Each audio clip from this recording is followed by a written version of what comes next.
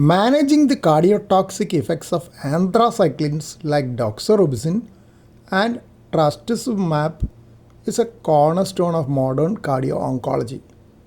While both can lead to heart failure, their mechanisms and reversibility profiles differ significantly. Here is a clinical checklist for managing these toxicities. Before the first dose, establish a cardiac starting point to identify high-risk patients.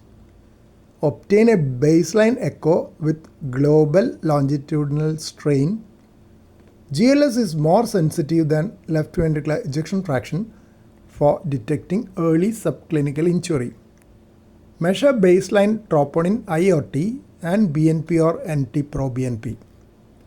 Calculate risk using HFA-ICOS assessment tool, accounting for age, prior cardiovascular disease, hypertension, and previous chest radiation. That is a tool by Cardio-Oncology Study Group of the Heart Failure Association of European Society of Cardiology in collaboration with International Cardio-Oncology Society.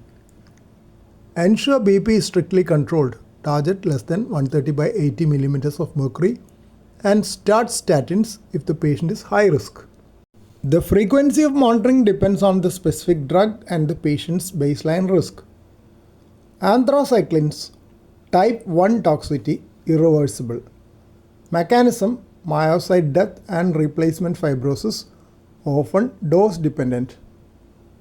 Monitoring, usually at baseline and at a cumulative dose of 250 mg per meter squared. Red flags, a drop in left ventricular ejection fraction more than 10 percentage points to a value below 50%, or a relative decrease in global longitudinal strain more than 15% from baseline. Trastuzumab, type 2 toxicity, reversible. Mechanism, myocyte stunning or dysfunction without structural death. Monitoring, typically every 3 months during the 1-year course of therapy. Key distinction, unlike anthracyclines, trastuzumab toxicity is usually not dose dependent and often improves after holding the medication. If toxicity is detected, the stop, start or continue decision is critical. Based on clinical finding, asymptomatic left ventricular ejection fraction 40 to 49%, start ACE inhibitor or ARB and beta blocker, carvedilol preferred. Discuss treat to through with oncology. Symptomatic heart failure, hold chemotherapy immediately. Initiate standard guideline directed medical therapy. Change in global longitudinal strain, decline more than 15% with normal left ventricular ejection fraction. Consider starting cardioprotective therapy with ACE inhibitors and statin even if LVEF remains normal. Elevated troponin, frequent monitoring.